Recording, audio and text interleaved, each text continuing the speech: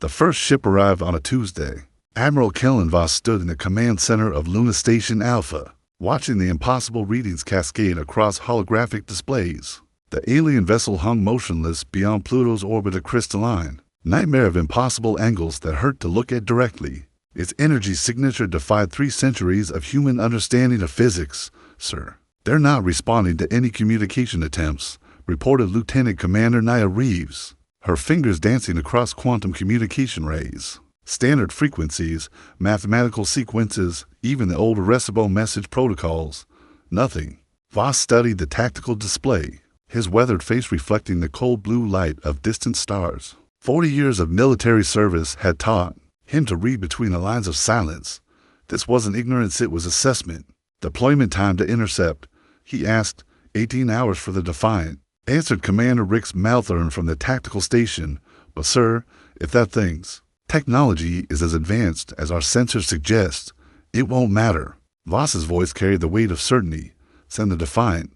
Full stealth configuration. Orders are to observe and report only." The Defiant was humanity's crown jewel, a fusion of captured alien technology from the Kepler Wars and human ingenuity. Its crew of 200 represented the finest the Terran Defense Forces could offer. Captain Zara Nightingale commanded with surgical precision, while her XO, Commander Dex Ironwood, had never lost a battle simulation.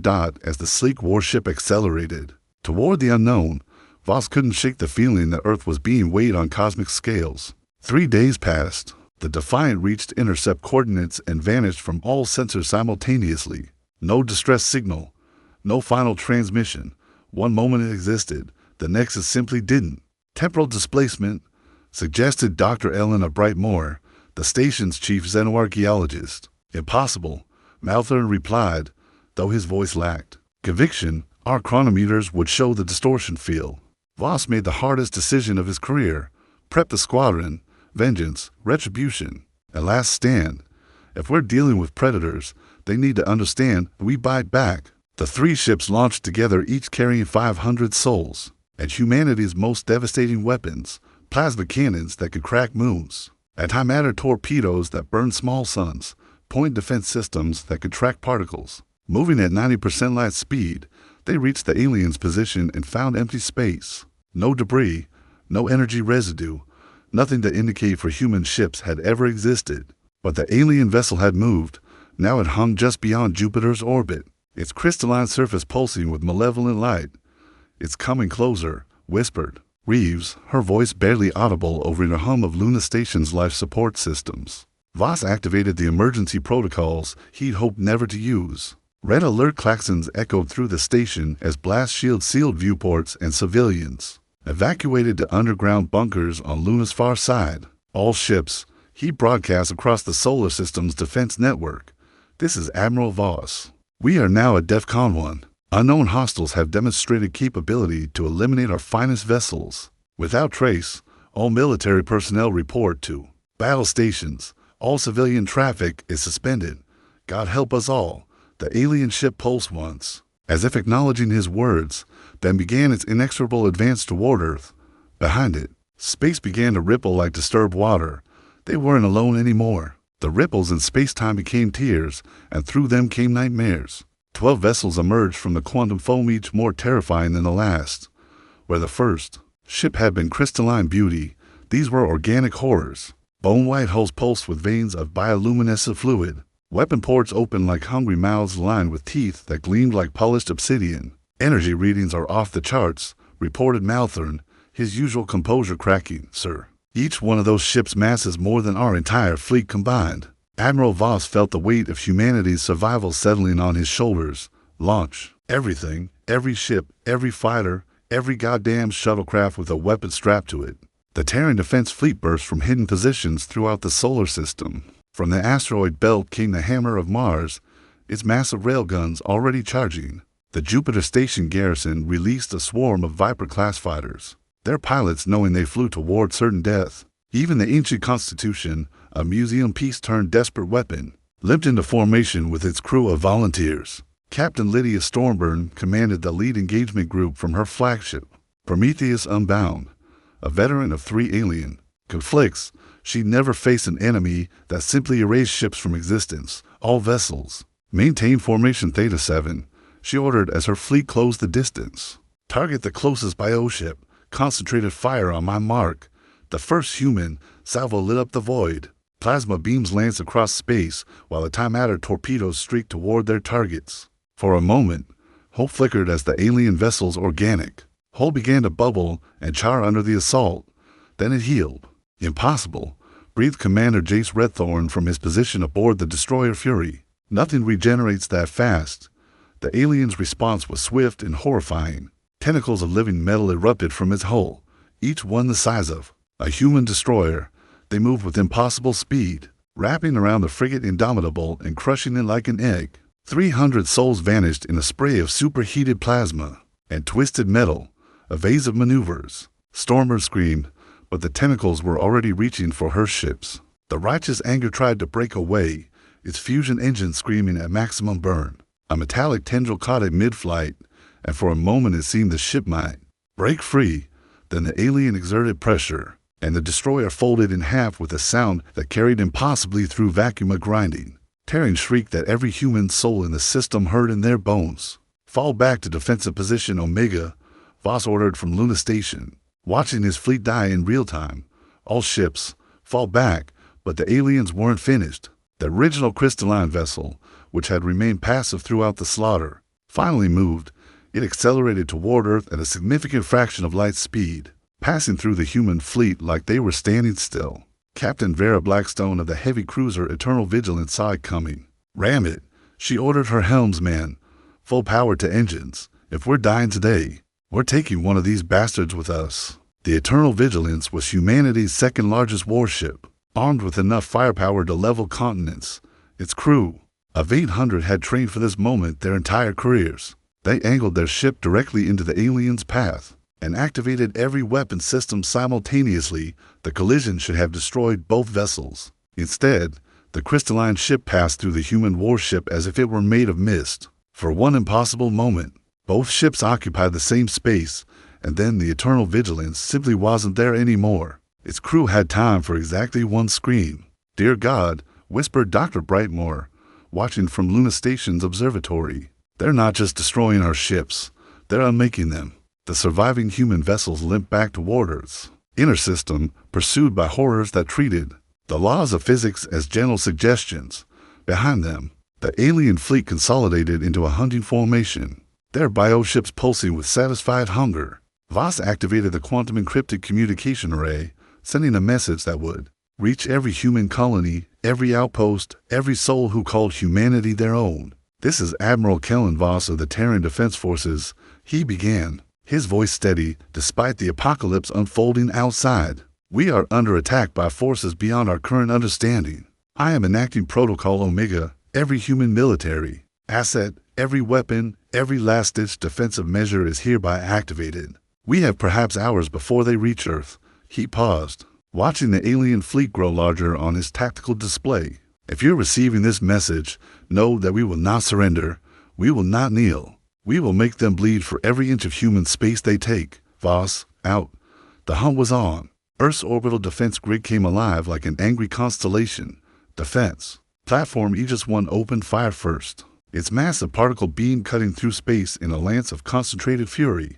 The beam struck the lead bioship dead center, boring through its organic hull and emerging from the other side in a spray of alien ichor. For a moment, humanity dared to hope. Then the wound began to close, alien flesh knitting itself back together. With obscene efficiency, confirmed regeneration in 37 seconds, reported Lieutenant Tara Goldhart from Platform Aegis 3. Switching to sustained bombardment pattern, all 16 defense platforms opened fire simultaneously, creating a web of destruction that should have vaporized anything made of conventional matter. The alien bioships sailed through the barrage, their hulls rippling as they absorbed and redirected the energy into their own systems.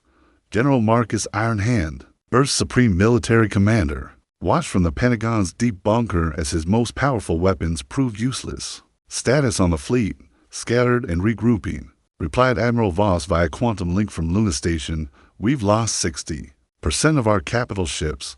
The survivors are falling back to Earth's inner defensive perimeter. And our casualties, the silence stretched long enough to tell the whole story. 14,000 confirmed dead," Voss finally said, unknown, thousands more missing, presumed unmade.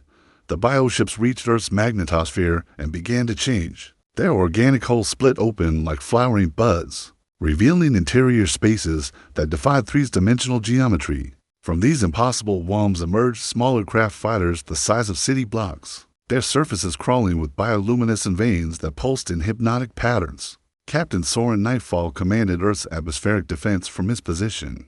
Aboard the carrier Liberator's Dream, his fighter squadrons were the finest humanity had ever produced. But they'd never faced an enemy that seemed to operate on entirely different physical principles. "Phoenix Squadron, you're cleared for engagement," he ordered. "Remember your training and trust your instruments. Whatever you do, don't look directly at their hulls for more than a few seconds." Commander Lyra Starweaver led Phoenix Squadron into the maelstrom. Her Raptor-class fighter was a masterpiece of human engineering, faster than anything Earth had ever built, armed with weapons that could crack asteroids. Behind her flew 15 of the best pilots alive, each one a hero in their own right.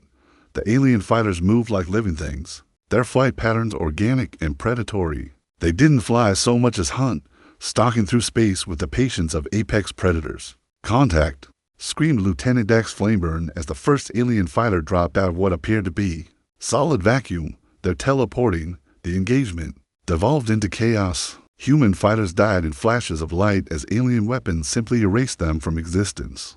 But for every Raptor that vanished, its pilot managed to score hits on the biocraft, leaving wounds that took precious seconds to heal. Starweaver found herself in a deadly dance with a biofighter that seemed to anticipate her every move. She pulled her Raptor through a series of impossible maneuvers, using Earth's gravity well to slingshot past the creature's reaching appendages. "Come on, you bastard," she snarled, lining up her plasma cannons. "Let's see how you like this." Her salvo struck the alien fighter at point-blank range, and for a moment she thought she'd won. Then the creature's wounds sealed themselves, and it turned toward her with what could only be described as amusement. The alien's weapon discharge was unlike anything in human experience. It didn't fire projectiles or beams, it simply made her fighter's port wing cease to exist. The sudden asymmetry sent her Raptor tumbling toward Earth's atmosphere. "Phoenix leader going down," she transmitted, fighting to regain control. "Tell my kids." Her fighter exploded in a brief sun that illuminated the underside of the alien bioship hovering over North America. On the surface, Major Elena Stormridge commanded the last line of defense from Mount Cheyenne's hardened bunker. Earth's ground-based installations were coming online, plasma artillery that could reach orbital targets, missile silos filled with weapons that could crack continents. "All stations, this is Thunderball Command," she broadcast. "Target the largest bioship over North America.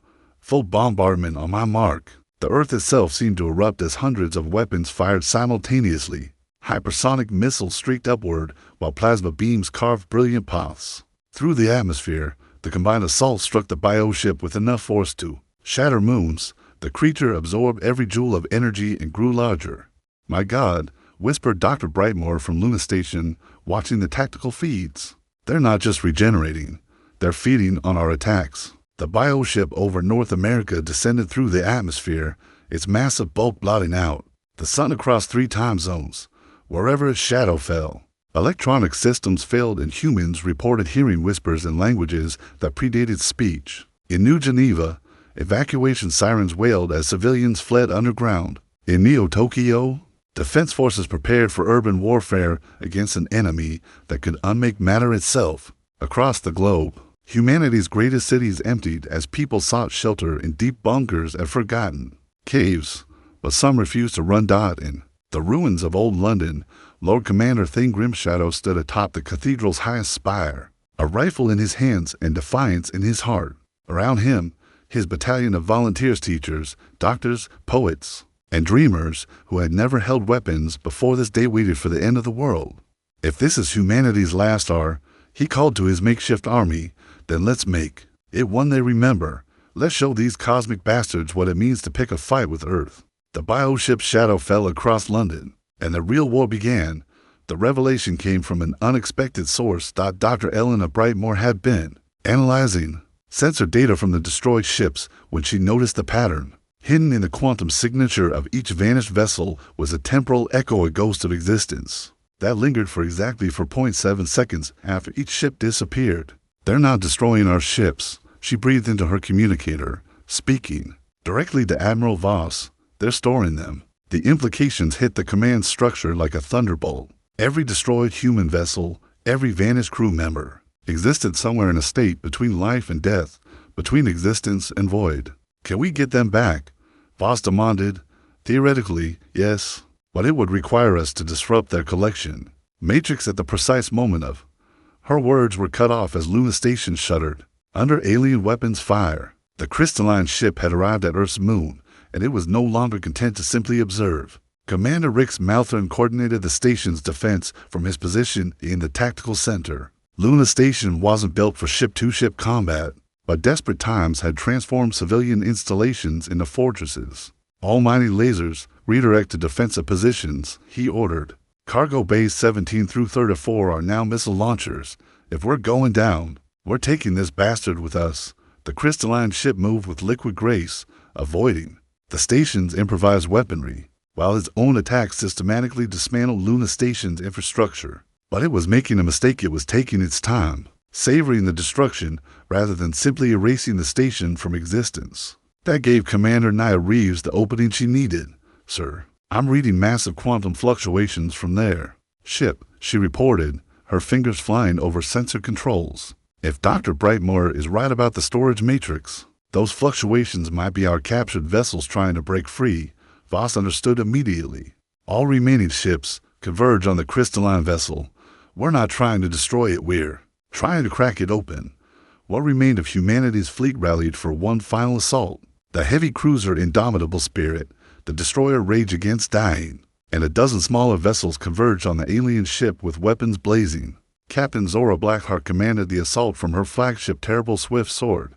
She lost her husband when the Eternal Vigilance vanished, and her thirst for vengeance burned hotter than her ship's fusion core. "All vessels, focus fire on the quantum resonance points," she ordered. "We're not trying to kill this thing, we're trying to give it cosmic indigestion." The combined human fleet poured everything they had into precise points along the crystalline ship's hull.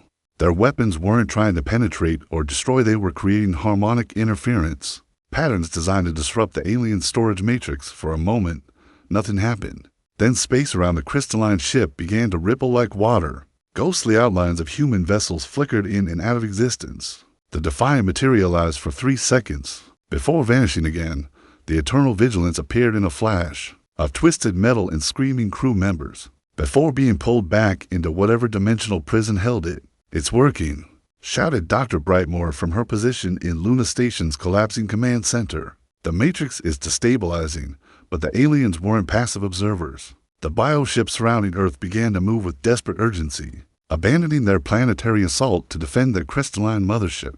They fell upon the human fleet like wolves, their organic weapons tearing through armor and shields with terrifying efficiency. The destroyer Righteous Fury died first. Its hull peeled open like a flower as biotentacles ripped through its bridge. Captain Anders Grimwald had enough time to scream defiance before his ship folded in on itself. The frigate Last Hope lasted longer, its captain cleverly using the ship's cargo bay as an improvised weapon.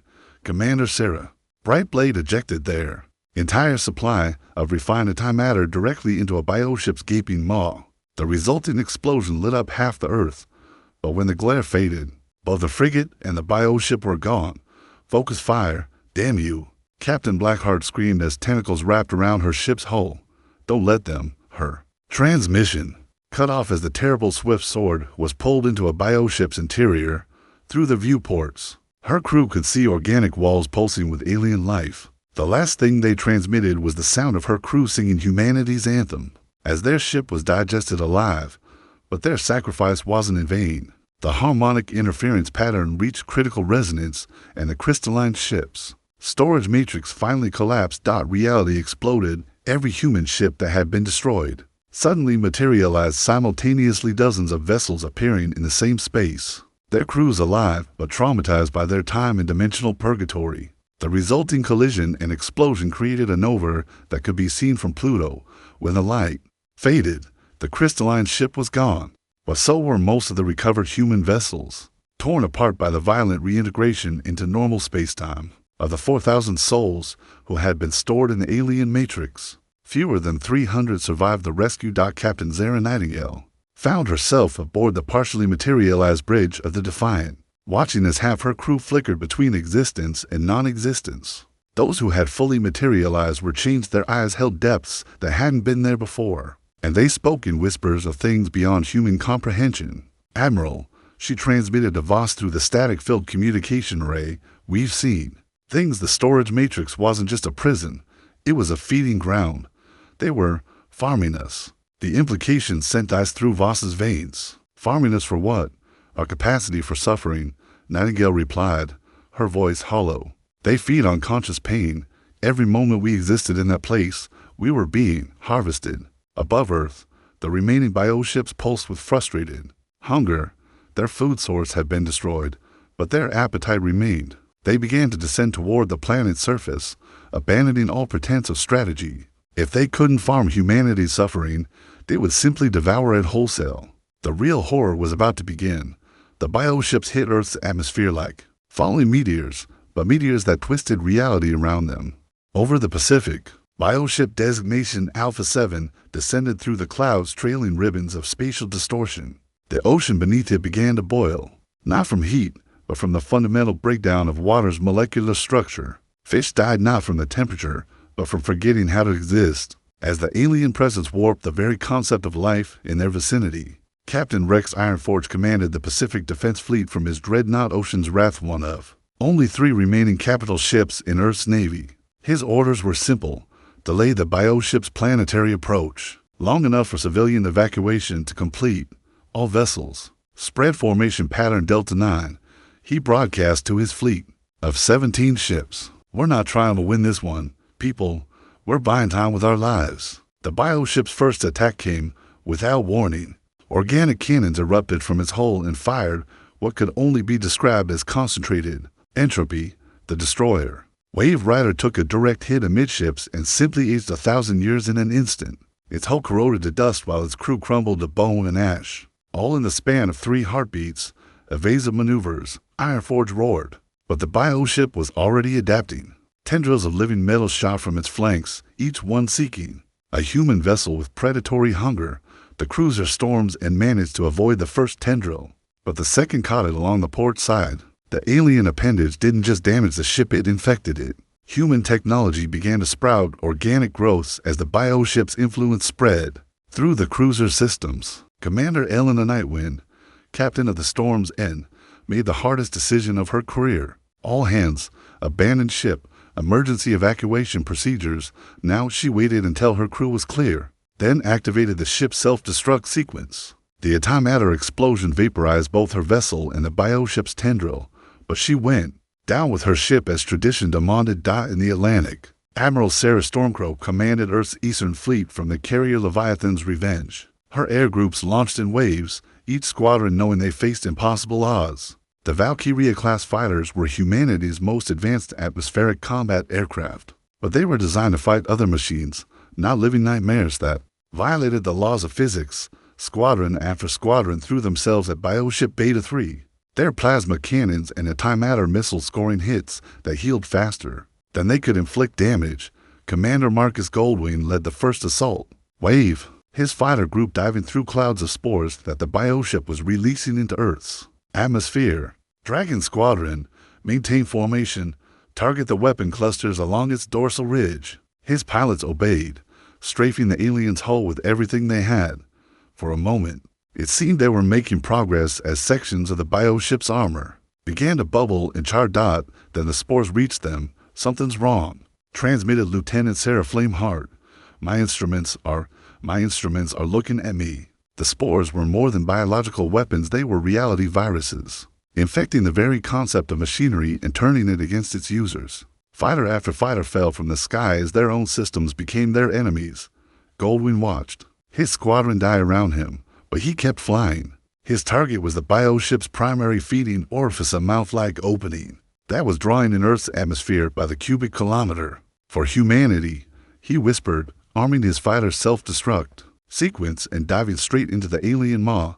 His sacrifice bought seconds. The bioship paused to heal the damage, giving the remaining fighters time to retreat. On the surface, the ground war had begun. Major Elena Stormridge's forces made their stand in the ruins of Denver, where one of the smaller bioships had landed, and begun transforming the city into something from a fever dream. Buildings grew teeth, streets pulsed like arteries. The very air became thick with whispers and languages that hurt to hear. 3rd Battalion, advance on the spawning complex. She ordered through her tactical communicator, remember, don't look directly at the growth nodes.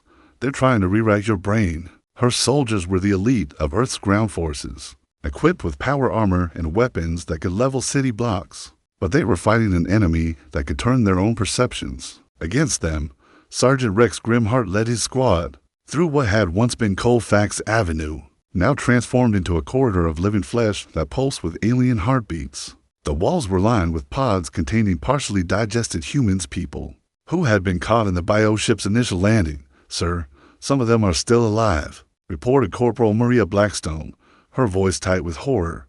We'll come back for them, Grimheart lied, knowing they wouldn't survive the next 10 minutes, let alone mount a rescue operation. The corridor opened into what had been downtown Denver, now a vast organic chamber where the bioship was constructing something that defied description. Geometric forms that existed in too many dimensions twisted through the air, while creatures that were part machine, part organism, part pure mathematics scuttled across surfaces that bent space around them. Jesus Christ, whispered Private James. Starlight, raising his plasma rifle toward the nearest abomination. Christ's not here, son, Grimheart replied grimly. Just us. The battle that followed was less combat than mutual annihilation. Human weapons tore through alien flesh, while bioweaponry dissolved human armor like acid. Soldiers died screaming as their bodies were rewritten at the cellular level, transforming into hybrid horrors that immediately turned on their former comrades. Grimheart watched his squad die one by one, each death buying civilians a few more seconds to reach the underground shelters. When his ammunition ran out, he drew his sidearm. When that was empty, he used his combat knife. When the knife broke, he fought with his bare hands. He died holding the line, his body adding to the wall of human and alien corpses that marked how far the bioship's influence had spread across the globe. Similar battles raged. In Neo-Tokyo, samurai robots fought biomechanical spiders through streets that bled neon. In New London, the Queen's Guard made their last stand on the steps of Parliament while reality collapsed around them. In New York, police officers and firefighters died side by side, their service extending beyond human understanding of duty. But for every human who fell, they took something with them: data, tactical information, knowledge of the enemy's weaknesses. Each death was a lesson learned, a piece of intelligence that might save others. Admiral Voss, coordinating the global defense from what remained of Luna Station, watched the casualty reports climb into the hundreds of thousands. Earth was dying, and he was running out of options. Then Dr. Brightmore's voice crackled through the static. Admiral, I think I know how to hurt them, but it's going to cost us everything. Dr. Elena Brightmore's discovery came at the cost of her sanity. She had been analyzing the quantum resonance patterns from the destroyed bioships when she noticed something that made her blood turn to ice. Water. The alien vessels weren't just organic, they were conscious. Each bioship was a single, living entity, and they were all connected through a quantum entanglement network that spanned dimensions. They're not invaders, she whispered to Admiral Voss through the emergency channel, her voice hollow with exhaustion and horror. They're antibodies. Earth is sick, and we're the infection. What are you talking about? Doctor, the readings don't lie. Our presence in space, our expansion, our technology, it's all been sending quantum ripples through the fabric of reality. To them, we're a cancer that needs to be excised. Voss felt the weight of cosmic irony settle on his shoulders. So what do we do? Surrender? No. Brightmore's voice hardened with desperate resolve. We give them what they want. We make them believe we're cured. Her plan was insane, requiring humanity to do something that went against every survival instinct, evolved over millions of years. But as Voss watched another bioship descend through Earth's atmosphere, trailing death in its wake, he realized it might be their only chance. All stations, this is Admiral Voss. He broadcasts across every human communication channel. Operation Lazarus is now in effect. God forgive us all. The plan required every human military installation to simultaneously appear to die. Across Earth's surface, power grids shut down in carefully orchestrated cascades. Military bases went dark. Communication arrays fell silent. Orbital installations stopped transmitting. To any observer, it would appear that human civilization was collapsing under the alien assault, but appearances were deceiving. In hidden bunkers beneath the Swiss Alps, General Marcus Ironhand coordinated humanity's real defense. Project Wormwood had been theoretical for decades, a weapon system designed to fight enemies that existed partially outside normal space-time. Now it was their only hope. Phase 1 is complete, reported Colonel Sarah Nightfall from her position. At the Quantum Resonance Array, all bioships are reading us as pacified. They're beginning to withdraw their ground forces through carefully concealed sensors. Human commanders watched as the aliens began to consolidate their positions. The bioships were pulling back from population centers. Satisfied that the human infection was dying on its own, they had no idea that beneath their feet, humanity was preparing to strike back. Captain Vera Stormwright commanded the Phoenix Ascendant, a ship that officially didn't exist, built in secret using salvaged alien technology and human innovation. It was designed for exactly this moment, a vessel that could exist partially outside normal space-time, hidden from alien sensors until the moment of attack. Her crew of volunteers knew they were humanity's last gambit. If Operation Lazarus failed, there would be no second chances. All systems green, reported Commander Dex Ironwolf from the weapons station. Wormwood Array is fully charged and synchronized with the ground-based installations. The weapon itself was elegant in its simplicity, using quantum entanglement principles learned from studying the alien storage matrix. Human scientists had developed a way to inject pure entropy into the bioship's consciousness network. If it worked, every alien vessel would experience simultaneous system failure as their shared mind tore itself apart. If it failed, the backlash would probably erase human consciousness from the universe. 60 seconds to firing window, announced Lieutenant Commander Nia Starburn from the navigation station. All ground installations report ready. Across Earth, hidden weapon batteries emerged from camouflage positions deep beneath the ocean floor. Submarine installations rose to firing depth. In orbit, seemingly dead satellites suddenly came alive with targeting systems. The bioships, confident in their victory, never saw it coming. Fire. Voss commanded. The Wormwood Array discharged in perfect synchronization, not one weapon, but hundreds, all targeting the quantum entanglement field that connected the alien consciousness network. Energy beams that existed partially outside the electromagnetic spectrum lanced toward the bioships, carrying payloads of carefully crafted entropy. The effect was immediate and horrifying. The bioships began to scream, not with sound, but with quantum distortions that made reality itself recoil. Their organic hulls started to decay as their controlling consciousness fragmented, each fragment trying to save itself while abandoning the rest. Bioship Alpha 7 over the Pacific began to tear itself apart, its multiple consciousnesses fighting for control. Tentacles turned on their own hull, while weapon ports fired randomly into space. The creature that had been a single, terrifying entity became a dozen dying fragments, each one consumed with self-preservation at the expense of the whole. "It's working," shouted Dr. Brightmore from her monitoring station. "The network is collapsing." But the aliens weren't dying quietly.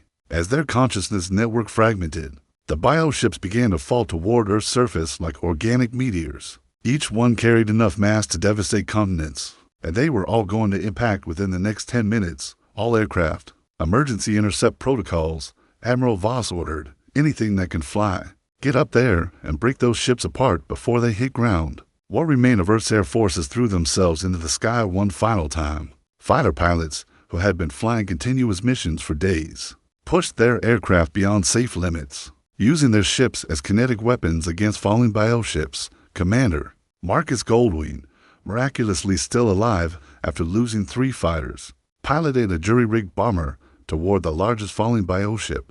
His weapons were exhausted, his fuel almost gone, but his ship still had mass and velocity. For everyone who didn't make it home, he transmitted on the open channel, then rammed his aircraft directly into the bioship's primary consciousness center. The collision shattered the alien vessel into dozens of smaller pieces, but Goldwing died in the impact. His sacrifice was repeated across the globe as human pilots chose death over defeat.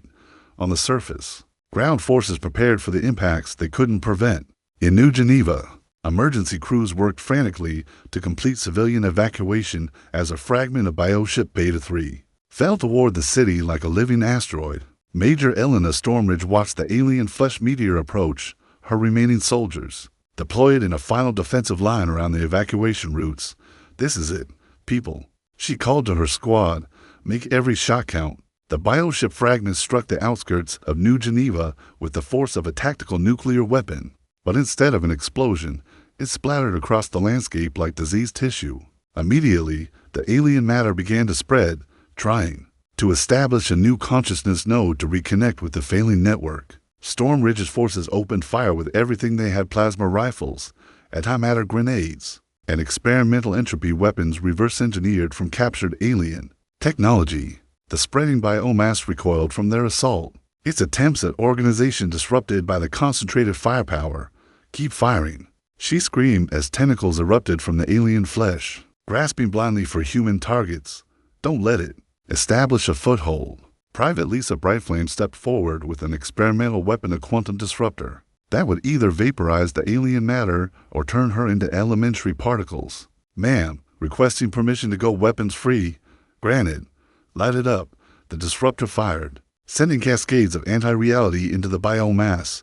Where the beam touched, alien tissue simply ceased to exist, leaving behind perfectly spherical voids in space-time. The bioship fragment writhed in agony as its substance was systematically deleted from the universe. But across the globe, humanity was learning the true cost of victory. As the bioships died, they released everything they had consumed, not just the matter they had digested, but the consciousness, the memories, the souls of every being they had devoured across their journey through space. The psychic backlash hit Earth like a tsunami of alien thoughts and emotions. Humans collapsed as their minds were flooded with the dying memories of 1,000 different species civilizations that had fallen to the bioships across millennia of cosmic hunting. Admiral Voss felt it too, even in his shielded command bunker. Visions of crystalline cities being devoured, gas giant civilizations being harvested, entire species reduced to cattle for creatures that fed on suffering. But among the alien memories, he found something unexpected: gratitude. Every species the bioships had consumed was thanking humanity for ending their torment. "Admiral," Dr. Brightmore's voice came through the communication array, distorted by interference from the dying alien network. "The quantum cascade is accelerating. The bioships aren't just dying, they're taking their entire dimensional infrastructure with them." Through the viewports of his command center, Voss watched as space itself began to heal. The ripples and distortions that had marked the aliens' presence were smoothing out, reality reasserting its proper structure. But the healing process was violent, creating gravitational anomalies and temporal distortions that threatened to tear Earth apart. "All remaining ships, emergency stabilization protocols," he ordered. "Use your gravity generators to dampen the space-time fluctuations. We didn't survive the aliens just to be killed by the aftermath." Captain Zara Nightingale, still commanding what remained of the Defiant from her partially materialized bridge, coordinated the stabilization effort. Her ship existed in a quantum superposition between dimensions, making it the perfect tool for smoothing reality's healing process. "Gravitational anchors deployed," she reported, her voice echoing strangely as it traveled through folded space-time. "We're creating a stable reference frame around Earth. But Captain, this ship, we can't maintain coherence much longer." Nightingale and her crew were dying by degrees, their bodies slowly losing cohesion as the Defiant expended its existence to save Earth. They were literally trading their lives to keep the planet stable during reality's reconstruction. "Understood, Captain," Voss replied, his voice heavy with the weight of command. "Your sacrifice will be remembered." "Not a sacrifice, sir," Nightingale responded with a ghost of her old smile. "Just the job. Take care of our families." 3 months after the last bioship died, Admiral Kellen Voss stood in the memorial garden that had been built where Luna Station once orbited. The garden was impossible, a sphere of Earth-normal atmosphere and gravity floating in vacuum, sustained by technology reverse-engineered from the alien wreckage. Trees from every continent grew in perfect harmony, their roots intertwining around memorial stones that bore the names of the fallen. 47,312 names, each one a story of sacrifice, courage, and defiance. In the face of cosmic horror, the final casualty reports came in this morning, reported Commander Nia Reeves, now his chief of staff after their narrow survival of Luna Station's destruction. Total human military losses, 93%. civilian casualties were still counting. Voss nodded silently, his weathered hands tracing the names carved into the nearest memorial stone. Captain Zara Nightingale, Commander Dex Ironwood, Major Elena Stormridge, heroes whose sacrifice had bought humanity its survival and the reconstruction ahead of schedule. The alien technology we salvaged is revolutionary doesn't begin to cover it. We're rebuilding Earth's defenses with capabilities that would have been impossible before the invasion. The irony wasn't lost on Voss. Humanity's greatest defeat had become its greatest victory. The bioship's advanced technology, filtered through human ingenuity and desperation, had catapulted Earth's civilization forward by centuries. Ships that could exist in multiple dimensions simultaneously. Weapons that could rewrite the fundamental forces of nature. Defense systems that made Earth effectively invisible to any conventional detection method. Sir, there's something else, Reeves continued, her voice dropping to a whisper. The deep space monitoring stations are picking up signals, other civilizations, ones that survived the bioship's harvest. They're calling us. Voss raised an eyebrow. Calling us what? The Liberators. Word is spreading that Earth not only survived the bioships, but destroyed them entirely. Civilizations that have been hiding in the cosmic shadows for millennia are emerging, asking for our help to rebuild.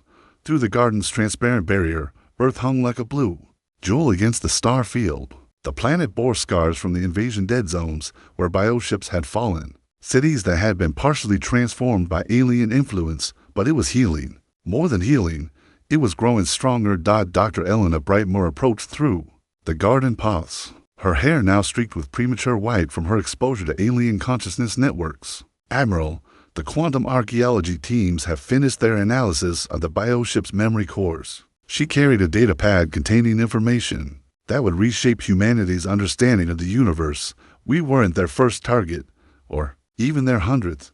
They've been harvesting civilizations for over 50 million years, feeding on the suffering of species that never had a chance to fight back until they met us. Voss observed. Until they met us, she agreed. The memory cores contained the locations of every world they've hit, every species they've consumed. Sir, we could restore entire civilizations from the genetic and cultural data they stored. The weight of responsibility settled on Voss's shoulders like a familiar coat. Earth had become more than a world. It was now the guardian of galactic civilization itself. Make it happen, Doctor. All of it. As Brightmore departed to begin the monumental task of resurrection, Voss found himself alone among the memorial stones. The garden was silent except for the whisper of artificial wind through alien leaves that had learned to photosynthesize human grief. A new presence joined him, Captain Vera Stormwright, recently promoted to Admiral after her successful command of the Phoenix Ascendant.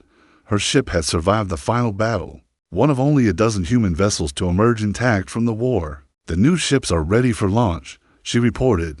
12 dreadnoughts, each one capable of taking on 100 bioships. Earth will never be defenseless again. And beyond defense? Stormwright's smile was sharp as a blade. The first Liberator fleet launches next week. 300 ships, carrying volunteers from every surviving nation. We're going to visit every world in the bioship's memory banks, every species they ever harvested. Our orders? Simple. Find survivors, restore the dead if possible, and make sure everyone in the galaxy knows that Earth keeps its promises. Voss nodded, feeling a fierce pride swell in his chest. Humanity had faced annihilation and responded not with surrender, but with stubborn, vindictive determination to survive. They had turned their greatest defeat into a crusade for galactic liberation. There's one more thing, Stormwright added, her voice softening. The Memorial Commission wants to know what to call this war. The invasion, the battle, whatever name history will remember. Voss considered the question, looking out at Earth through the garden's barrier. The planet that had refused to kneel. The species that had met cosmic predators and emerged victorious through sheer bloody-minded determination. Call it the First Contact War, he decided, because it won't be the last time someone underestimates humanity. And when the next threat comes looking for easy prey, they'll find us waiting in the depths of space. Monitoring stations powered by hybrid human-alien technology swept the cosmos, with sensors that could detect threats across multiple dimensions. Earth's new defense grid stretched from Mercury to Pluto, a network of impossible weapons powered by the determination to never again be caught unprepared. The bioships had come to test Earth's defenses and found them wanting, but they had made A fundamental error in understanding humanity. They had assumed that current strength was maximum strength. They never imagined that humans could transform weakness into rage, defeat into determination, and loss into the fuel for unstoppable vengeance. Across the galaxy, species that had cowered in hidden systems for millennia began to emerge as news. Averse victory spread. For the first time in cosmic epics, predators had been prey, hunters had become hunted, and the universe had learned a new truth. Humanity did not merely survive. Humanity endured, adapted, and struck back with compound interest. The bioships had sent one ship to test Earth's defenses. It never reported back. Neither did the next 10, or the 100 after that, or the 1,000-strong fleet that followed. But Earth remembered them all, and in a memorial garden floating where Luna Station once stood, their names joined the ranks of humanity's honored, dead not as victims, but as teachers who had shown the universe what happened when you picked a fight with Earth. The stars themselves would remember the lesson.